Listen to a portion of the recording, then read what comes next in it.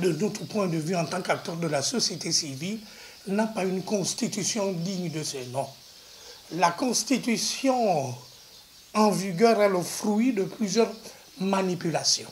Nous sommes dans un processus continu qui a démarré en 1993 avec la première modification constitutionnelle post-conférence nationale. En 1991, nous avons adopté une constitution consensuelle qui était le reflet, n'est-ce pas, des attentes des populations.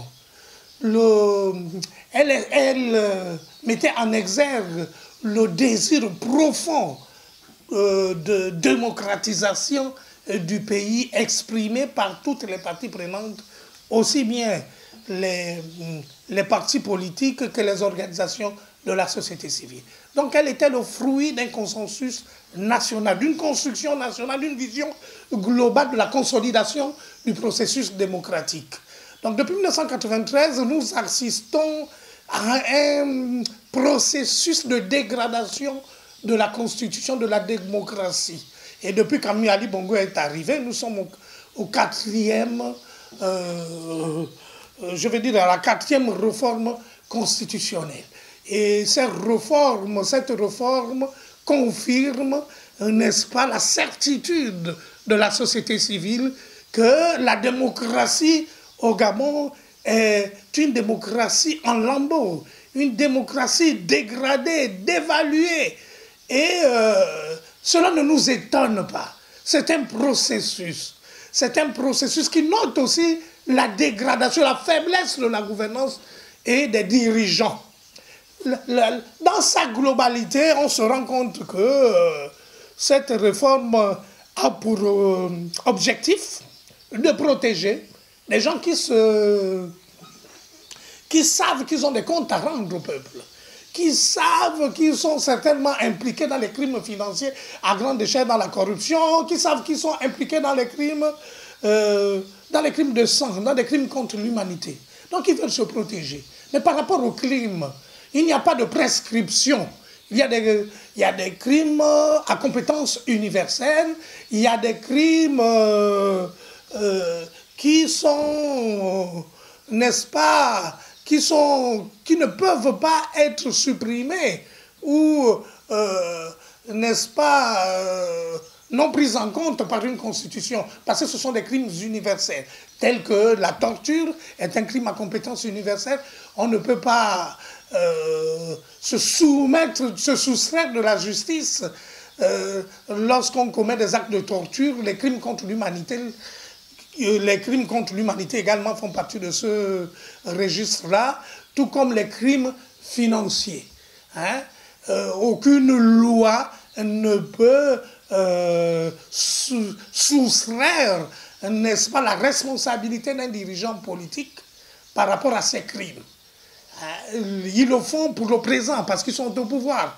Ils ont la latitude de manipuler la Constitution. Ils ont la latitude de violer la Constitution. C'est une violation permanente, une agression permanente contre la démocratie dont la Constitution constitue le socle.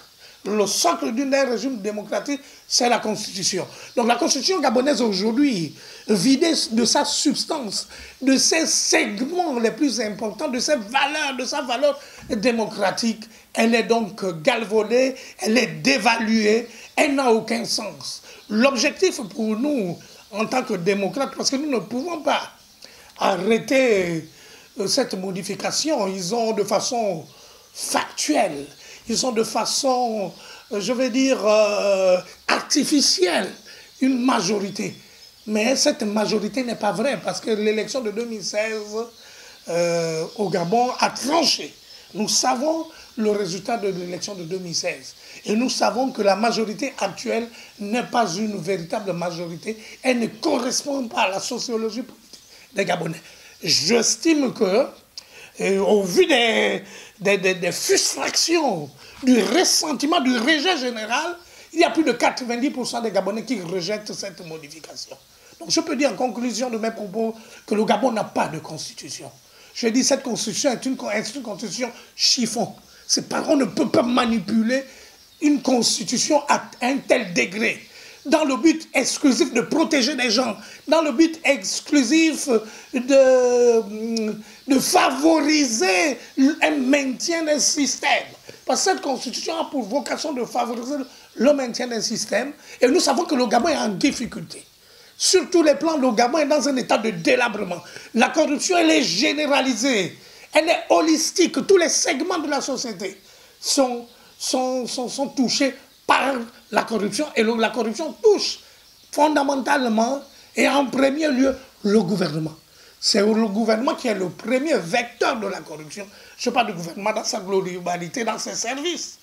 Hein? Et le premier problème, c'est celui-là. Donc on cherche à protéger les corrompus, on cherche à protéger les criminels, les gens qui sont impliqués dans les crimes. Par exemple, en 2016, il y a eu de nombreux crimes.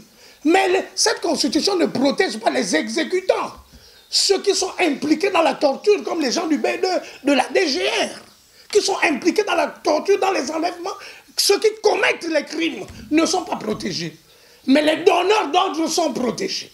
Voilà un peu la contradiction de cette réforme constitutionnelle. Donc, en tant qu'acteur de la société civile et défenseur des droits de l'homme, nous condamnons cette façon de violer la Constitution. C'est une violation de la Constitution. C'est une violation manifeste des droits civils et politiques, de la souveraineté du peuple. Ce ne sont pas des individus autoproclamés qui peuvent de façon unilatérale décider du destin de tout un pays. C'est inacceptable. Reformer la Constitution à un tel niveau requiert l'assentiment, l'adhésion des populations.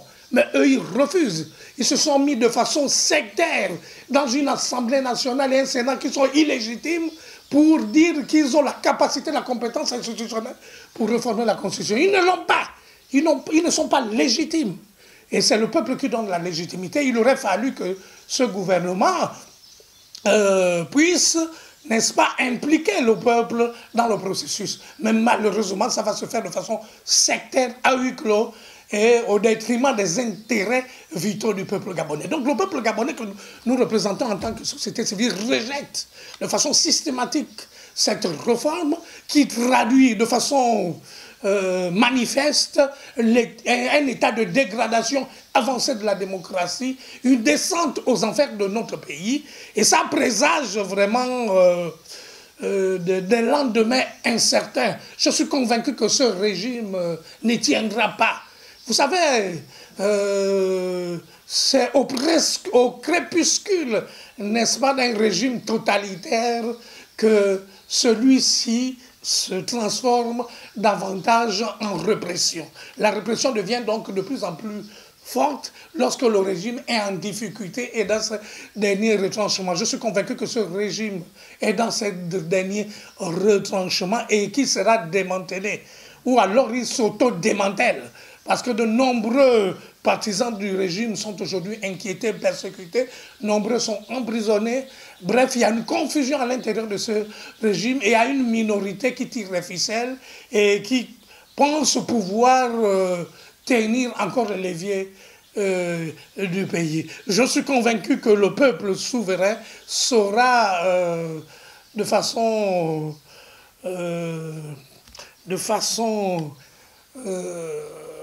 globale, de façon inclusive, imposer son destin.